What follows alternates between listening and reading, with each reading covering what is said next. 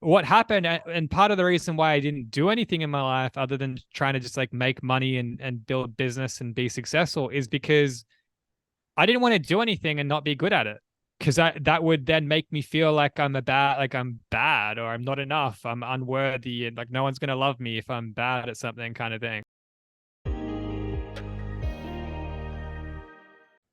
Hey guys, welcome to our SoulFam Podcast, where I interview space holders from all over the world. I'm your host. My name is Karolina, and I'm the manifestation mentor. Today on the show, we have Ricky Flo, a magical writer and entrepreneur. Welcome to the show, Ricky. How are you doing? I'm doing great. Thanks for having me, Carolina. Oh, you're here again. I'm so happy to talk to you. And just to give you guys a little bit of a backstory, Ricky is my ex-partner and best friend right now. And we've spent a long time together, 3.5 years. And today we want to talk to you about high achiever mind mastery. What has happened on our journey together? Because when we met, we were completely different people than we are right now. And we want to share with you all these blocks that you, as an achiever, or maybe your partner or someone that is a high achiever in your life, a family member, can struggle with, or the things that maybe they are unconscious for them. And we want to make it all conscious for you today and give you some tools of how you can deal with your limiting behaviors, limiting patterns, beliefs, and unexpressed emotions. So I'm super excited to talk to you, Ricky, because our journey together has been a crazy ride. And yeah, I would love to chat first about how we met and where you were at that time in your life, with your business, with your relationships, with your money situation, with everything. So we can maybe share a little story how we met. You can chat, like you can tell it for a bit, and then I can maybe chip in with some details as well. So yeah, let's start there. Yeah, cool. So we met at an event that uh one of my friends was running, and you were in Australia. I'm from Australia. You were in Australia for a few months, and we met at this event. And I didn't know anyone that was attending this event, but I knew the guy that was running the event. And I guess you saw it on online or something, and you somehow ended up at this event. And it was an event called Primal, and it was going through Osho's 5 step dynamic meditation process, which includes like meditating and dancing and shaking and all kinds of things like that. And but at that time in my life, I was very new to the whole spiritual landscape. I wasn't like into yoga or meditation or plant medicine or any of this stuff. Like I'd been into like personal development, like kind of Tony Robbins, positive mindset type stuff, but I was completely new to like the spiritual consciousness kind of landscape. But somehow I ended up at this event because I knew this guy and he invited me, I guess. So I ended up going there, and then I was grabbing some cacao or whatever it was. I think it was maybe it was like some, Cacao with yes, mushrooms. cacao with mushrooms. To be clear, it wasn't psychedelic No, mushrooms, but reishi. just yeah, normal mushrooms with the cacao. And but I was so like new to the landscape that I was like, is like is are these like normal mushrooms? Like, what is this? And I was kind of like quite hesitant, I remember, and I kind of like took a sip, and then I was there on my own, like I didn't know anyone there. I just got there, grabbed some, and then you asked me how is it, and then I walked over to you and we started chatting, and that's how we met. So that's a bit of a backstory. Yeah. Yeah, and to mention, Ricky was already stalking me on Facebook before the event. Well, And he, yeah, I was single at the time, and I was kind of like on the lookout for like my next partner, and I saw the event on Facebook, and I looked at the kind of attendees, and I was like, all right, who are the women that are going here that are like attractive? And I saw Carolina, and I was like, okay, like she's one of my targets. I'm being playful, but like that did happen, and then when I saw her, I was kind of like, I don't know if it clicked in my mind, like, oh, that was the girl I saw on Facebook or whatever. But whatever. I wasn't being a creep or anything. I just looked at the people before the event that was going, and then there we go. I just used the word stalking as funny thing. You're not creepy. But thank you for clarifying.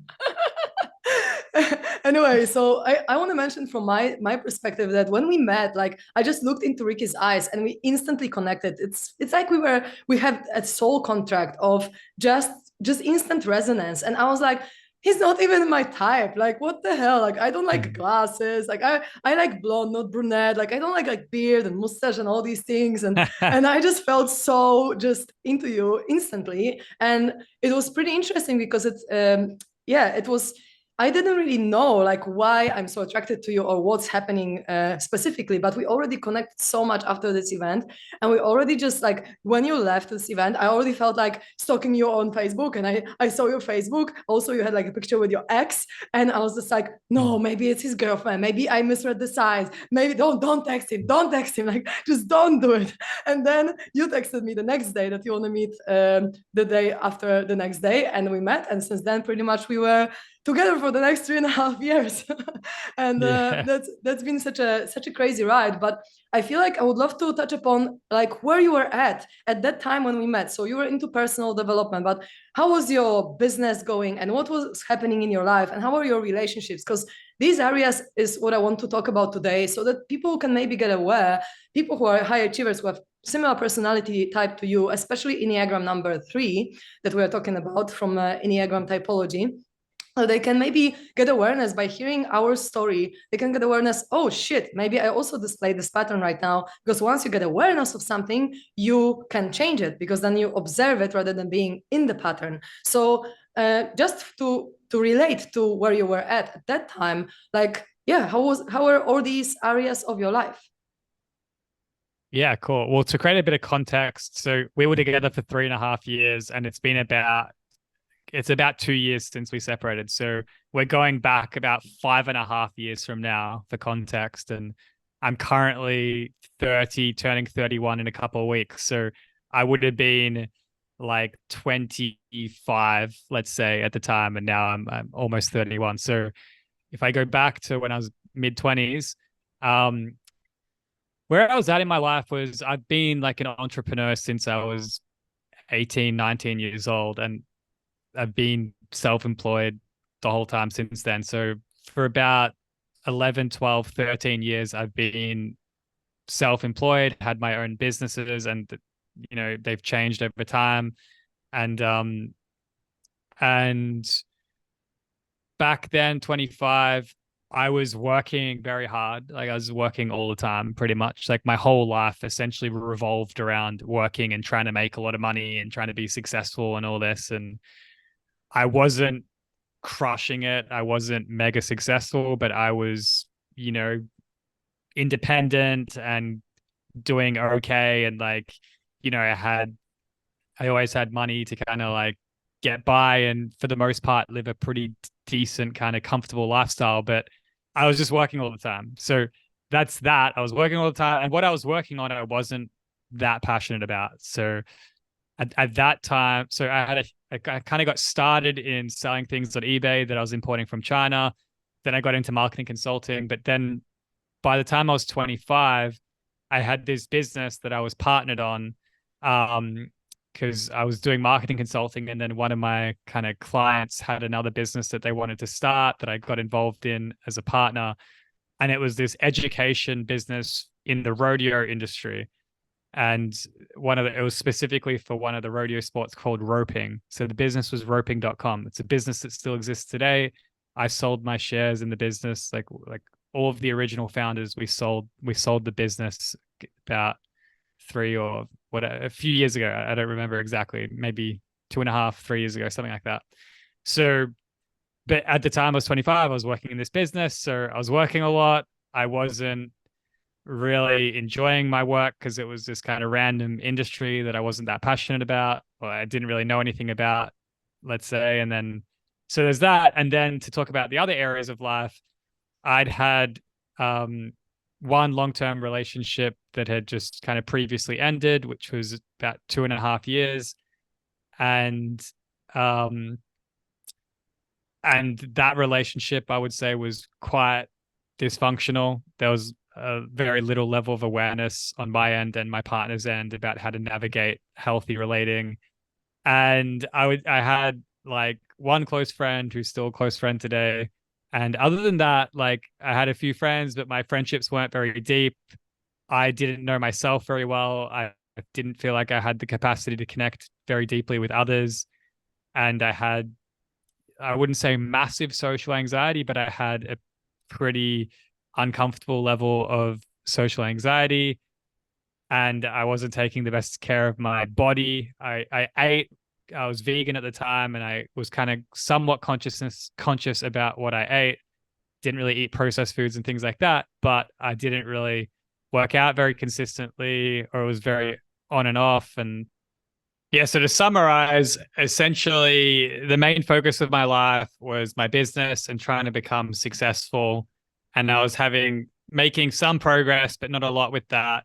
And it was taking all my time and pretty much at the expense of everything else in my life. Like nothing was really thriving in my life, not even really my business or my financial situation.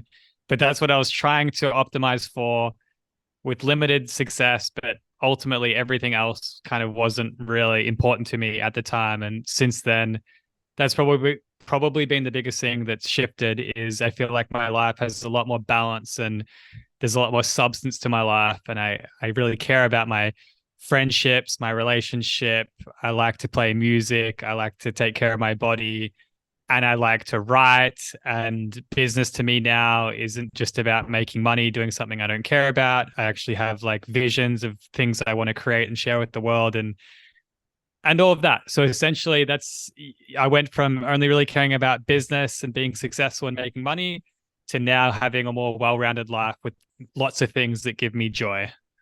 That's so beautiful. And so how would you say that, what would you say that from your perspective changed the most your thinking and your emotions? Because we've done a lot of processes together, different type of healing. And I'm curious to know from your perspective, what has been the most effective to work through these patterns? And also maybe you can give some examples of how your life has shifted once we have done the healing, for example, or the plant medicine ceremony. Yeah, so I would say that like for me, like there's lots of different processes and things that I've done. But I would say that for me, the two biggest, like the things that feel like they've had the biggest impact on me has been plant medicine and anything that's related to like energy healing or like somatic emotional release type work, which I consider it just energy healing. I see emotion is energy and emotion. So any emotional work is just like clearing out old energy, bringing in new energy. And we did many processes with that. And yeah, you would have been the facilitator on planet Earth that helped me the most with that kind of work. So I'm really grateful for that. And I wouldn't be who I am without that. So thank you for the millionth time for that. So yeah, I'd say plant medicine and energy healing type work, emotional release type work. And and to kind of speak a little bit to each, like what I would say plant medicine has shown me is that like it's possible, like in this path of chasing success, chasing money, that kind of thing.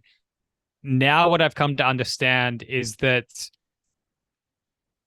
I was doing all those things because I thought that like building a successful business and making a lot of money or becoming a millionaire or something like that, I assumed that achieving some kind of business slash financial outcome would make me like I think unconsciously I thought it would make me feel a certain way. It would make me feel significant or important or successful or whatever. But I think what the plant medicine has shown me is that just in the present moment now, if I get all out of my head and all these patterns and structures and conditions of thinking things have to be a certain way and I have to be successful and I have to make money and all this, I can just go straight into feeling a feeling if I have enough connection to myself, my heart's open and these kinds of things. And I think having experienced plant medicine and realizing like, whoa, I'm feeling this feeling of love that I've never felt before. And my heart is so open and I'm experiencing this love, this joy, this connection to life, to myself, to my partner, to friends, etc., to nature. It's like this is just awesome. And like it's like when I could just experience it directly, it made the kind of like matrix I was living in less relevant, because it's like I'm doing all this thing to try and feel a certain way, and the feeling might even be safety or security. It's like if I have a lot of money, then I'll feel like safe and I can relax and then I'll be at peace and whatever. But it's like, those are just feelings that are felt in the body. And that's what I realized is like, I can just feel safe and at peace and relaxed, regardless of my situation. And then from that place, if I'm actually already feeling safe and peaceful and relaxed already, just through certain processes or plant medicine, time in nature, or whatever it might be, then I can bring that energy into my business. And then I'm way more creative. I, I make better decisions, which then actually leads to more success and everything. So that I kind of like flip the whole thing on its head. And then with the energy stuff, the way I would explain that is that like I see energy like healing or emotional release type work is essentially moving energy. It's like I have my physical body, but then there's also like an energetic structure that is simultaneously there, like my energy body or something like that. I don't fully understand how it works, but I'll try to explain it. It's like got like my energy body, and then it's like the version of me today has a certain energy body, and then the version of me that has like made all my dreams come true and is, really fulfilled and content with my life and all of that, that version of me has like a different energy body. And it's like to go from current energy body to the version of me or the energy body of me that is successful, happy, fulfilled, etc.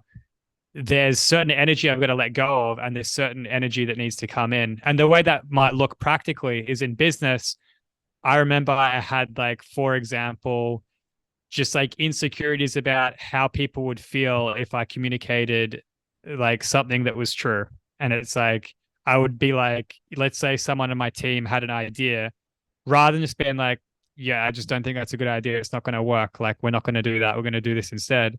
I would kind of like be more of like a pleaser, and I would try to like be more considerate of their feelings by being like, oh yeah, it's worth trying, whatever. But deep down I knew like this shit's not going to work. It's just a bad idea. And then kind of like being a pleaser to others. And there's just like a million patterns like that. That's one example. And then the way that plays out is like just not being in my power and not making the best decisions. And then, or even things like believing like, the only way to make money is doing something like this. And I thought that I was in like a good opportunity vehicle, like a good business opportunity, which ultimately it was fun and it did okay. We ended up selling the business and I made a decent amount of money and whatever. But I thought like this is the way. But I've since learned like there's millions of different ways. And because there are so many ways to be successful, you might as well do something that you simultaneously enjoy. Because if there's an infinite amount of ways to be successful, there's millions of ways to be successful doing something that you love. And I just wasn't really in that paradigm. And those are a couple examples, but honestly, there were so many, like dozens and dozens of patterns of perspective and emotional blockages and all these things. And I would say, yeah, plant medicine and energy healing, emotional release type work, and especially with your support, Karolina, like so much shifted that I feel like I'm a completely different person to who I was when I was 25. And I live in a completely different reality. I live in a different, I was traveling a lot. We were traveling a lot. Now I'm back in my hometown. I was living out of Airbnbs essentially. Now I've got like a 12-month lease here in Australia. I've got my own furniture. I've got friends. I've got a new relationship, new business. I'm singing. I'm, starting a new podcast. Like I've just written a book. Like there's all these different things now that are in my life that it's like the new version of me, that the old version of me, it was different. And I actually thought of a metaphor earlier, which is like, it's kind of like I got a new wardrobe of clothes, and it's like, it almost feels like, well, not almost, it literally is the case that every single thing in my wardrobe is a new piece of clothing, and all of my old clothes have either been given away or thrown out. And it's like the metaphor there is that if we got a whole bunch of old clothes in the wardrobe, it's kind of like those clothes represent who we were like in the past kind of thing. And then when we bring something new in, it's like, oh, this is showing a different side of my expression, for example. And then, but it's like, if we want to bring new clothes into the wardrobe, we've got to get rid of some of the clothes there. Otherwise, there's not going to be space for it. So I really believe in this, like, you've got to let go of certain emotions or beliefs or, pain and resentment and all this stuff and perspectives, to then create space for new perspectives, new beliefs, new emotions, new clothes, new hobbies, new businesses, new books, new friends, new relationships, like all of these things. And that's a bit about my journey. It's been a consistent process of letting go and then bringing in new, fresh energy and constantly reinventing myself. Thank you so much for sharing all that. And I'm curious to know, because you mentioned like that you got a lot out of support with me. And why do you think is that? Because to me, I can see how our personality types are just so harmonic in a way, harmonious, you say in English.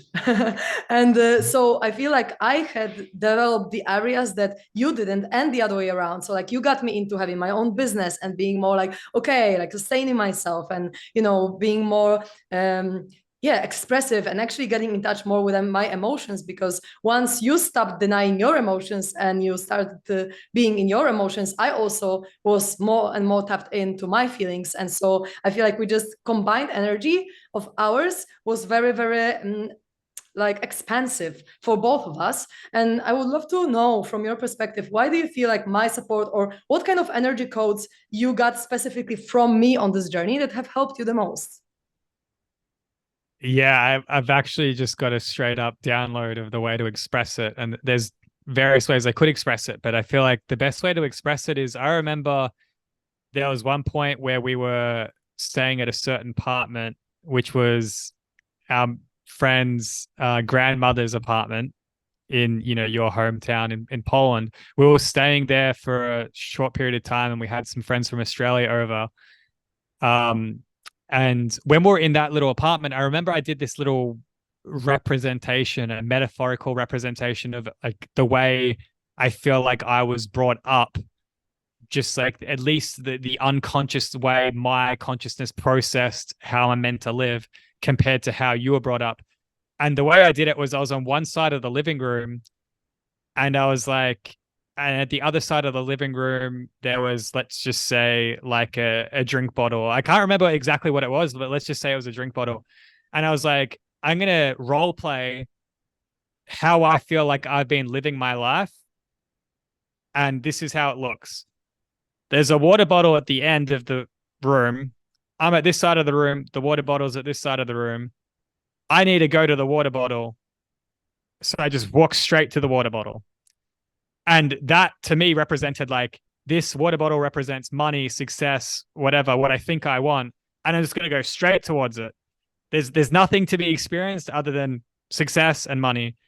Whereas then I role played. So I role played it. It's like, there it is. And I just started walking directly to it, just not caring about anything else.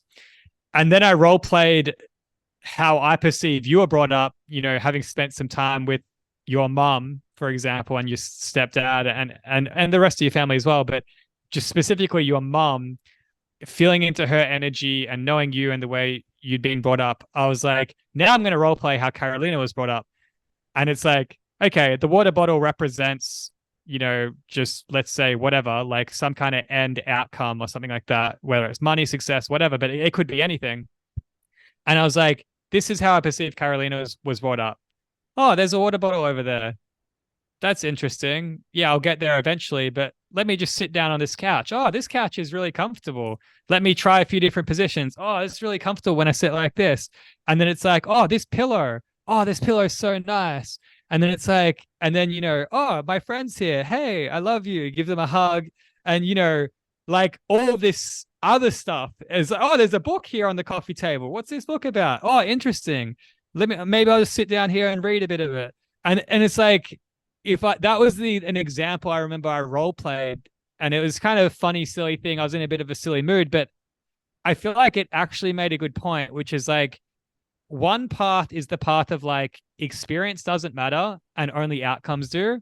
And then the other kind of perspective is like, the experience is the whole reason for everything. Like it's called the human experience, right? It's not called the human get to the end of your life and having achieved something, but you didn't experience anything. It's like, what kind of life is that? And it really, like, that's how I perceived it, is that, I know that your mom's like into music and she likes to go to, on holidays and like these different things, right? Like she's kind of got this experiential thing that's more relevant to her. And you were brought up that way, and you've traveled a lot, and you love music and you love hanging out with your friends, and you enjoy food and like all these different things. And I feel like somehow the way I interpreted the way to live life, was just you got to just try and be successful and make a bunch of money, and that's all that matters. And I kind of feel like in until about my mid 20s, yeah, the first 25 years of my life, obviously my childhood was my childhood and I had fun and played around and whatever. But I feel like pretty much from the moment I left school until I was 25, I was trying to make money and be successful. And I didn't really understand the value in like reading fiction books or, you know, um, listening to music or playing music or writing books or spending time with friends or like any of that. I was just like, what's the point of all this? I'm just here to be successful and make money. Now I see things radically differently. And now I feel like I've got more of an integrated approach. Like ultimately I want to enjoy my experience of life, but there are things that I do want to create in the world, and I want to express myself into those creations and share them. But it's more from a place of like doing what I love. Like I love writing, I love speaking, and I do love business, but I love business being a vehicle for art and creativity to bring interesting products and services into the world rather than just making money for the sake of making money. So that's hopefully that kind of explains how I see it. Yeah, for sure. Yeah. And that just reminded me of a few situations once you mentioned that, because I remember when we were on this event of Teal Swan in Sweden, I think. And there was actually even a couple on stage representing our relationship. There was a guy who only wanted to fulfill his projects and be at work and whatever and just go, go, go, achiever. And there was a woman that had more of an anxious attachment style, and he was more avoidant attachment style. And then Teal was explaining on stage how when the man doesn't give the woman what she needs, she will constantly feel unsafe and constantly like feel like she doesn't have her needs met. So then she will want him to be more with her. So then he will have less freedom and less just space in his life to do his projects. Whereas if he gives her first the connection that she needs, she will feel safe, so she will let him go energetically. And I remember when we were like, oh my god, this is actually so relevant for us and our relationship, because you were at the time super focused on business, working sometimes 14 hours a day, and I was just like this, of course, adventurer, and I just wanted to experience life with you and just like go and hang out and just have joy, and of course do something for my business and money as well, but not, it wasn't my main focus. And I feel like we balance each other out. But this one situation, I remember you were so triggered because you were saying like, oh yeah, I gotta work like 8 hours a day to make my business happen. I'm like, no, you don't. Like, you can be successful working less. And I remember you got so pissed off at me for thinking like that. And then fast forward a few years, now you're like working a few hours a week, I'm guessing, and then you're so fulfilled, and you have passive income also coming. And it's just like so amazing how the perspective can shift when you open up and when you see, okay, actually it might not have to be like I thought it has to be, because there are people who are successful and fulfilled and joyful and purposeful, and they don't work as hard, and they can travel and so on. So these people are examples. But it's just so funny how it can all shift, because at that time I was like, oh my god, like how am I gonna be with him if he thinks he's gonna work so hard all the time? But then throughout the processes, when we did emotional releases and some mind reprogramming and plant medicine experiences, now I feel like you have a completely different perspective on it all, and it's just so beautiful to see you grow. And now you're one of the most tapped in spiritually people that I know, and so it's just amazing for me to also know that I was a part of your journey. And I'm also really grateful for everything that you've given me. It was not only a one-way street. You've given me so many other energy codes as well, and it's just so nice to reflect on that all, because I feel like we are both different people now. And like I feel like I would love to pinpoint even more of these blocks that you feel like you released. So one of the, you mentioned like being a pleaser, that's I think a big one, where you didn't have as strong boundaries, and you could not really like say no in a way that you felt like, okay, I'm going to say no with love. So I think that's a big shift that I can see. And also from this is like a giver pattern and Enneagram number 2, but also achiever. I feel like even on our first date, you were not attuned to me emotionally. Like on our first date, like you were doing something that I felt like, oh my god, like I need to, like it feels unsafe a little bit because he doesn't feel me fully. And now I feel like you're one of the most one of the biggest feelers that I know, that you are attuned to yourself, you are attuned to other people. And I think that's what also achievers sometimes are lacking, that they are not in touch with their emotions. They can deny their emotions because they have to get shit done, but these are actually one of the most emotional people. Like achievers are one of the most emotional people, because Enneagram number 3 is that emotional person by itself, and the wings of 2 and 4 are also emotional. So pretty much it's like, if you discover your emotions and the guidance system that it is for you, you shift your life completely, because you stop denying it just for the sake of getting shit done, but you're actually listening to yourself and to your heart and to your feelings. And then you're not going to do anything that is just for success. You're actually going to do something that is for success and gives you joy and love and purpose. Because that's what I see. One of the biggest shifts that I see in you is like you're way more attuned to your heart and not to your mind, and not to your patterns, to your programs, to what the society or family or whatever, whoever else, school told you to do, but to actually like live from your heart. And that's just so beautiful to watch. So yeah, I just wanted to express that. Well, thank you. That's so nice. And yeah, I'll speak a bit about that Teal Swan event, and that feels like relevant to just speak to and share my perspective on that. So yeah, I genuinely like to explain one of my blocks, probably one of the biggest blocks I had, or it's very telling of the kind of like consciousness I was in. I genuinely thought the only way to be successful and make a lot of money is to work 8 hours a day. Like I was like that. And to the listeners listening right now, maybe there are some listeners that believe that too. And I'll kind of explain kind of how my perspective ultimately shifted. Is it's like essentially some kind of energetic, like emotional reason why I believe that. And what I think it is, and to tie in the kind of like achiever paradigm, is that the thing is, if I was working 8 hours a day and I was only making, let's just say, a few $1,000s per month, just kind of like relatively normal-ish income, but I was trying really hard and I thought I was smart and working hard and all this stuff. Like, if I could only make a few $1,000s a month working 8 hours a day, I think emotionally, what I felt was if I believe that it's possible to be wealthy working less than 8 hours a day, then I'm not good enough as I am right now. Like I'm doing a bad job. Like so it's like I didn't want to believe that, because believing that would be admitting I maybe not admitting I'm doing a bad job, but admitting that I'm like I could be better than I am or something like that. And I And think also that that you achievers wasted time. totally, and a million other things. And I think that as achievers, the natural perspective is that I'm the best. Like that's literally like the egoic kind of perspective of an achiever. It's like I'm the best. I'm the best at business. I'm the smartest. I'm the best looking. I'm the most, the best writer, the best singer, the best business person, the best at sales, marketing, whatever. It's just like I'm the best. Like there's no one better than me. But it's just so not true in virtually every single situation. Because how many people can be the best? One. Like, you know what I mean? And then even that though, it's like it's always subjective. Some people will think this person's the best, some person will think people will think this the best, but it's not even about being the best. Like that's just so irrelevant in when it comes to life and living a fulfilling life. And some motivational people will say you got to be the best or whatever, but it's like no, you don't.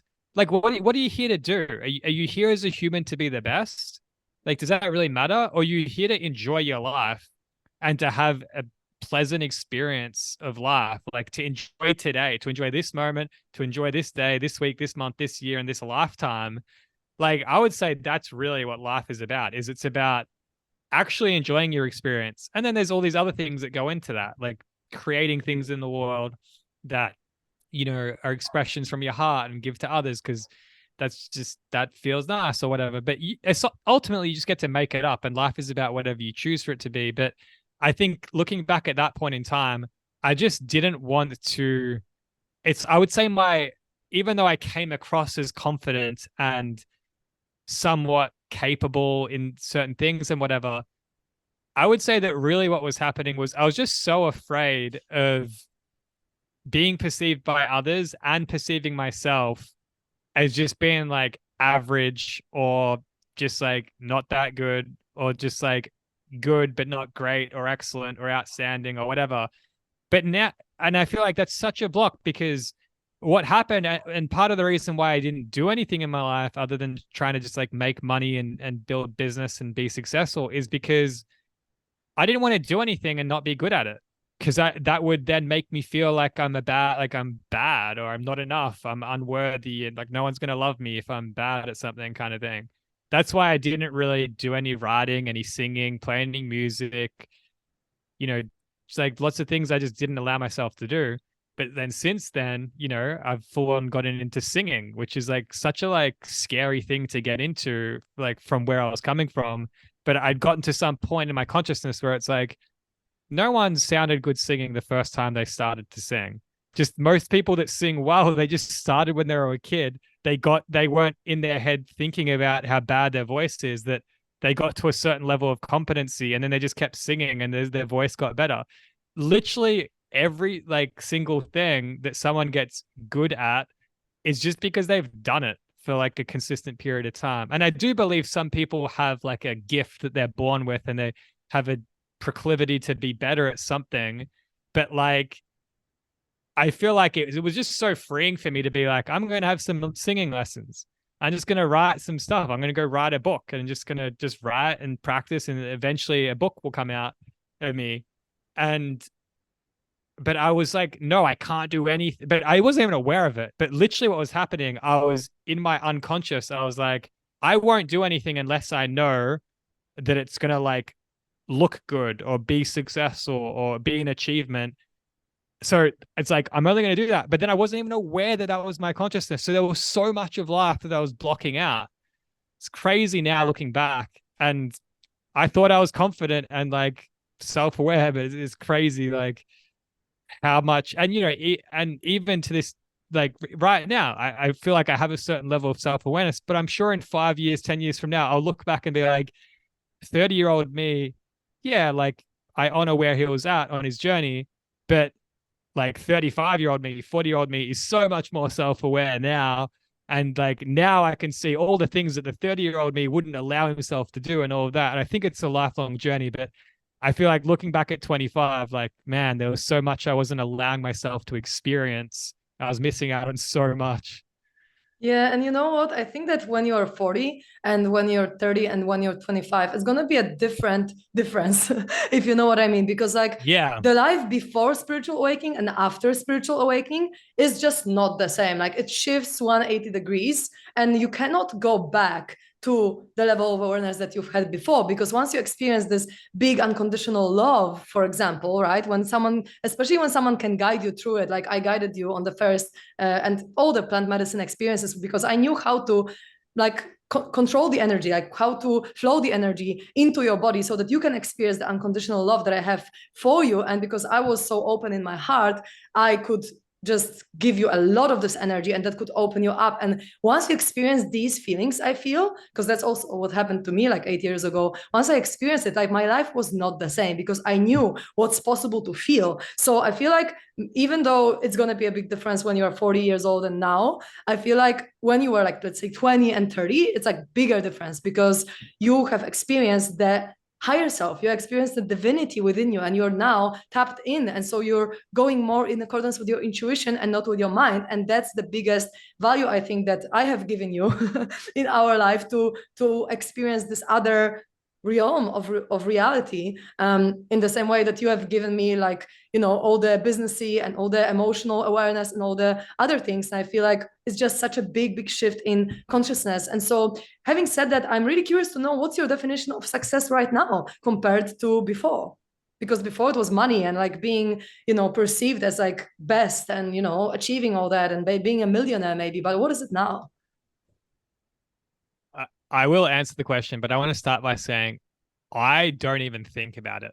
Like success, the last time I said the word success or thought about success would have been probably literally, I reckon it's been over a year since I've even thought of it. And I think that goes to show part of like the way I see reality now is because I don't look through the lens of being successful. I look through the lens of like being fulfilled and enjoying my life and like being a creative person that enjoys creating the things in my life that I create and experience. So I see things differently now. So it's kind of like it's like I was living in a reality of black and white, and I was like living in black, and I was like, I want white, success. I want white. Whereas now it's like I live in color, and I'm not thinking about white. I'm thinking about the rainbow, and it's just such a different paradigm that, like, honestly, it's been so long since I've even thought of it. But to answer your question, like more directly, like what do I perceive success is? I would say my definition of success today is like it's more like fulfillment. Like, am I fulfilled? Am I having a fulfilling present moment in this moment? Am I having a present? Am I enjoying and having a fulfilling day, week, month, year, etc.? So I see it more through the lens of enjoyment, fulfillment, and then also like other things like purpose and creativity and like how is my heart open and am I fully letting in all the love that's here in this moment and in this day.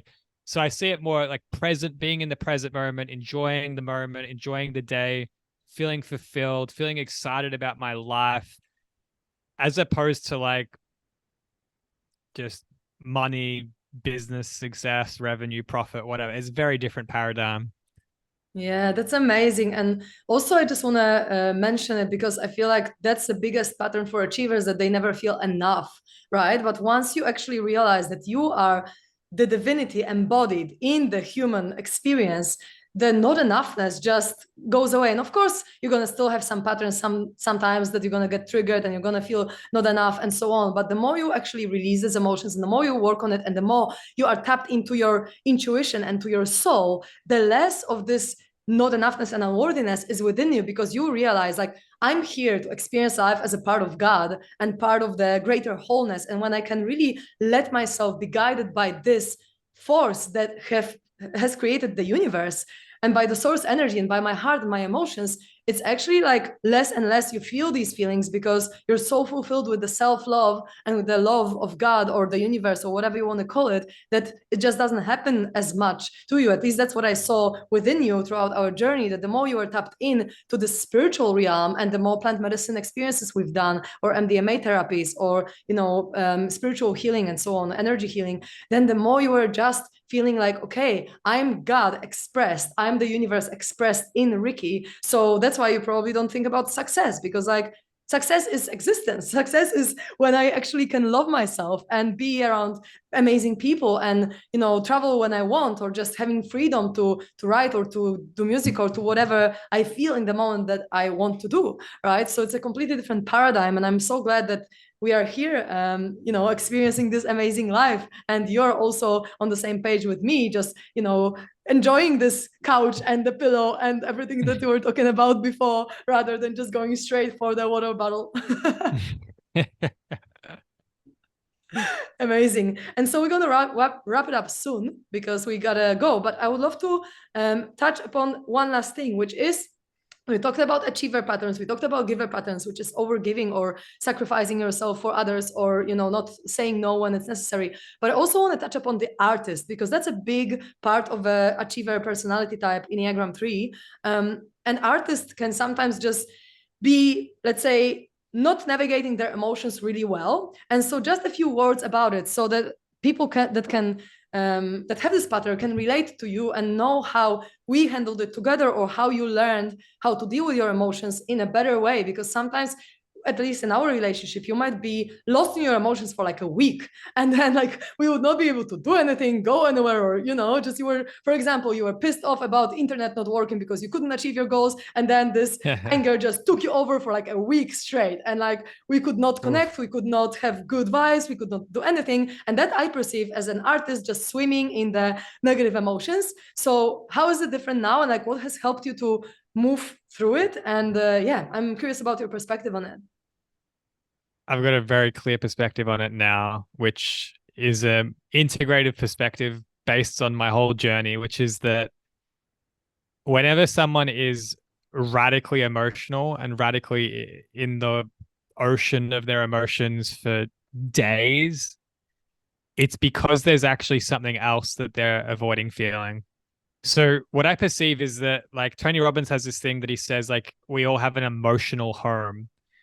And some people's emotional home might be just like not feeling emotion. That's the level of emotion they feel comfortable with. 0. Some people might feel like really comfortable with sadness and grief and these kind of relaxing feelings. Like if you really feel about it, sadness can be this like relaxing feeling. I haven't heard people talk about like that, but that's how I interpret it. It's like the reason why people can indulge in sadness and and then depression, in my eyes, is just like extended sadness without much access to other emotional states. Is it kind of feels nurturing to be in that, compared to like anger. Anger ain't nurturing. Sadness, it's like, oh, I'm lying on the couch, I'm crying, I'm connected to my body. It can I actually can take a break from my work. Exactly. You can give yourself an excuse to not have to be working so hard or whatever.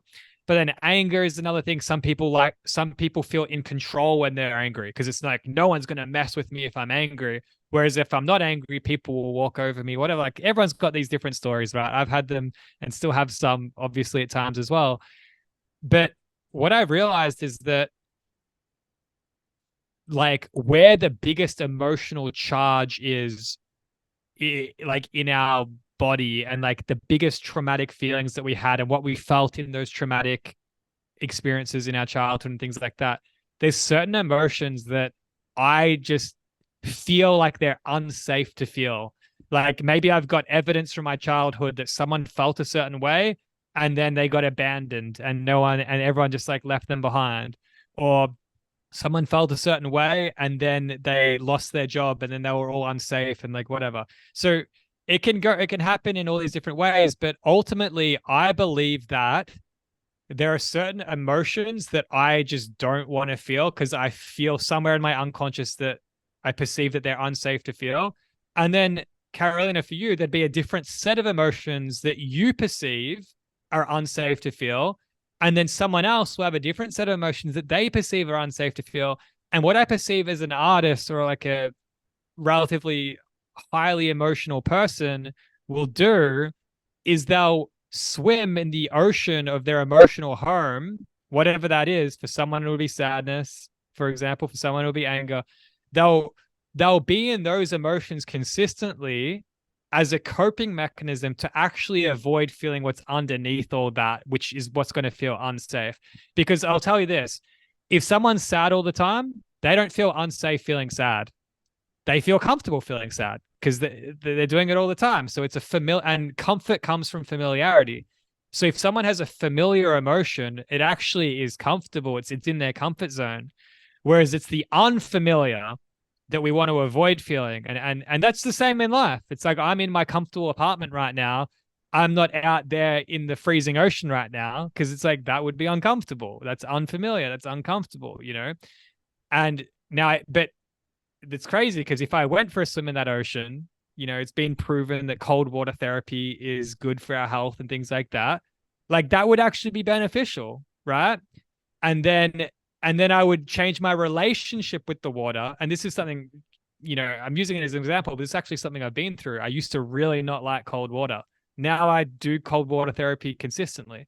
So, but my point here is that let's say that someone's emotional home is sadness, but they're actually using sadness and indulging in sadness maybe for multiple days or a whole week or even longer.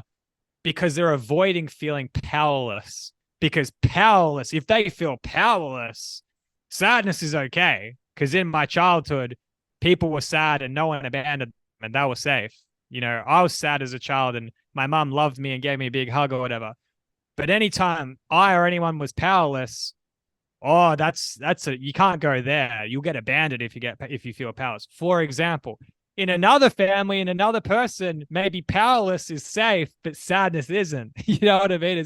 It's crazy how it works. But ultimately, what I've learned being, a relatively emotional person and all of that, and just what I've learned about emotion is that if someone's indulging in an emotion or a kind of in emotions in general, they're probably indulging in emotions that are familiar and there's some benefit to that, whether it's they feel relaxed when they feel sad and they don't relax enough. So then they feel sad to relax. It's the way they do it or whatever. So there's usually some kind of benefit. But I would say really what's going on is that there's something that they're avoiding, which is actually a feeling that's deeper than that that they perceive they'll feel unsafe to feel.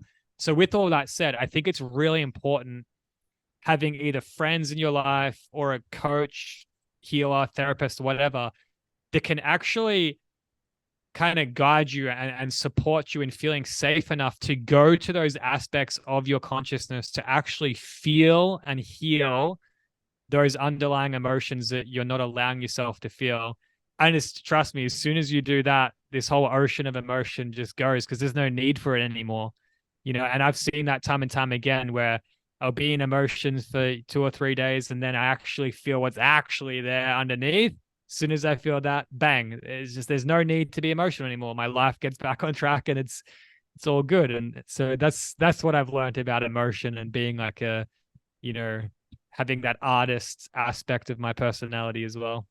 Well, thank you so much for sharing all that. And I agree with you so much. And it's been a long journey since we started diving into the childhood trauma and, all these uncomfortable feelings. But now I feel like the more you do this work, the less and less you actually have to do this work because you just heal so much that then after some time, you just get triggered way less frequently. And the uncomfortability that comes with feeling negative emotions just is lighter because you can accept it faster. And so the more work even we did on our journey, I feel like when we started at the beginning, it was so hard to go there because it felt so unsafe. And then, just before we broke up, we pretty much were just going through traumas like as if it's like, okay, I'm just gonna go eat breakfast now, I'm just gonna go heal a trauma. It's not really that big of a deal anymore because you're just so accepting of it and you're allowing these emotions so fast and you feel so safe feeling them that then this is not really an issue anymore. And it becomes like the life really becomes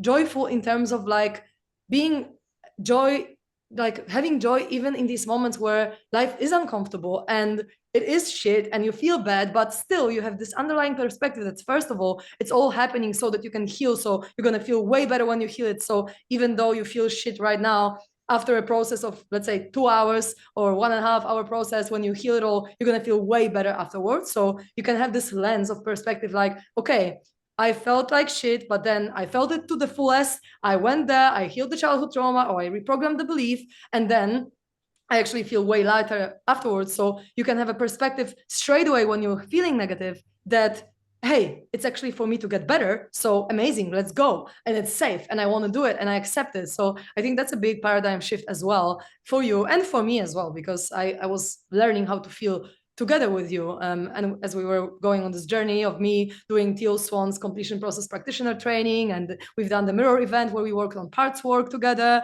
And then I've done Psych K as well. And we worked with all these different modalities. And I feel like this is one of the biggest value, at least that I see in my life and probably in your life as well. Correct me if I'm wrong, that we are accepting of any shit, absolutely anything that comes our way. Even when we broke up, it was like devastating for both of us because we didn't really want to do it, but we talked about it, about story of breaking up, I think, in our other episode, the podcast episode. So if someone is interested, you can check it out on SoulFam.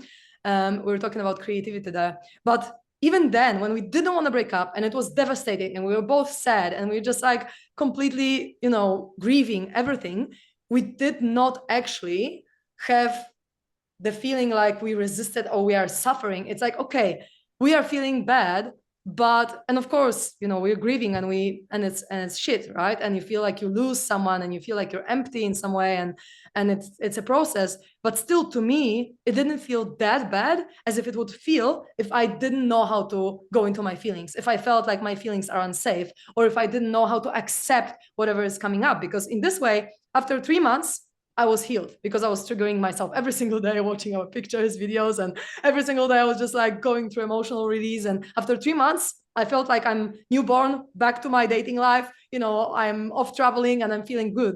But some people spend years going through a breakup, like, and you know, getting back to themselves. And I'm curious about your perspective, just to finish it up.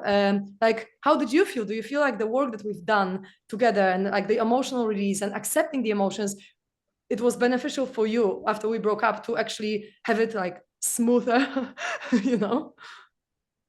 Yeah, I feel like having a relationship with emotions that is like one where the emotions aren't resisted. Like that's what was coming up for me when I was hearing you say everything you were saying just now, is that I feel like it's actually the resistance to emotion that makes it an unpleasant experience that you have. Like I feel like resistance is pretty much that's what's unpleasant. Whereas feeling sadness and actually feeling through my eyes and through experience, it showed me it's actually not that unpleasant. Like if I actually am feeling it, it's maybe not, maybe I don't enjoy it or find it as pleasant as like joy, you know, for example. But I feel like it's actually the resistance that makes something unpleasant. And there's this quote that I've heard that what like the definition of bliss is any emotion fully felt. That includes sadness, that includes grief. And I remember after we broke up, I remember feeling grief, like deep grief, and kind of felt kind of cool. That might sound weird, but no, but I mean actually feeling it, because resisting actually feeling it, that's what's unpleasant. And I'm not going to act as if I'm some emotion guru here. Like in the breakups I've had in my life, they've been freaking challenging, like some of the most challenging periods of my life. But it's because I was, for the majority of the time, resisting actually feeling the grief and the other feelings that were there to be felt. And the way in which I would resist that is, you know, binge watching Netflix, scrolling social media, this kind of bullshit, right? Whereas when I would actually be present with myself and actually be in my body and actually feel that, and then like let that feeling kind of be experienced, the actual experience of feeling that feeling is, I wouldn't say it's a super unpleasant experience. I'd say it's either neutral or pleasant to actually feel it. And then certainly on the other end of that, there's a lighter feeling, like I've let go of something. I've experienced it. I felt, you know, feel it to heal it. I felt it and I've let it go. Then there's new energy that comes in to replace that energy that was released. And then that's the journey that we're all on, right? Letting go, letting new energy come in, constantly reinventing ourselves, and all of that. So yeah, I feel like having these emotional processing tools, having a relationship with emotion where it's not seen as bad, but it's seen as a relevant part of life that adds color and flavor to life. I mean, I feel like emotion is just like all great art is created from emotion. The reason we watch movies and listen to music, it's all to feel something. And I think that I don't see it as positive and negative emotions. I personally categorize it as pleasant and unpleasant emotions. That's how I think of it, as opposed to positive and negative, because I don't think it's negative to feel sadness or grief or whatever. It might be unpleasant, but like I said, I feel like it's really just unpleasant when we resist it. But actually experiencing it can be maybe blissful, maybe not quite blissful. But you know, I just think ultimately, the more we collectively as humanity can feel our feelings and not resist them and not judge others that are feeling certain ways, and we can actually be compassionate and support them and hold space for them, then collectively, I think we'll have better management of our emotion, and we would have let go of a lot of the heavy stuff. We'll be in a lighter space, and then we'll be more in a capacity to kind of be more creative and conscious and all that. So that's what I've got to Beautiful. say to close it out. Amazing. Thank you so much, Ricky, for this podcast. It's been such a great conversation, and I'm so grateful for our journey and for the fact that we're still best friends and we can always count on each other. I'm so grateful for you as a human and so excited to see you soon in Thailand. And to anyone who listens, I hope that you got a lot out of it and that you now are aware of yourself even more, and that you're going to be more willing to accept your emotional state after our conversation, and just allow it all, and treat yourself as the divinity that you already are. So thanks a lot, Ricky. I really appreciate you. My pleasure. Thank you. This has been great. Thank you so much, my beautiful people, for listening to us. It's been such a great conversation, and we have a lot more to talk about. But for now, I would love to let you know that if you struggle with any of the limiting beliefs, if you feel like you just go, go, go and don't enjoy your life, or you maybe feel a little bit unfulfilled in your life, although you are so successful, or any of other things that me and Ricky mentioned in this conversation, if you feel like you don't cope with it very well yourself, you can always reach out for my support, because I've been supporting high achievers for the last few years to find more fulfillment, find more balance in their work and private life, and just be more joyful and really make money from a place of love to themselves and to the world, rather than just straight up for achievements and feeling significant, because you are already significant and you are already worthy, you're already enough. And when you can see it, your life can shift completely. So if you feel like you need my support, please contact me. You can find me on Instagram as Karolina with Karolina .Kuraj, Kuraj. That's my Instagram. It's the same with my email, karolina.kuraj@gmail.com. And if you want to find our podcast, it's at We Are SoulFam on Instagram as well. So I'm looking forward to connecting with you. Please comment if you have any questions, or you can reach out straight to me and ask about anything that you wish. So thank you so, so much again for being with us. And I wish you a wonderful rest of your day.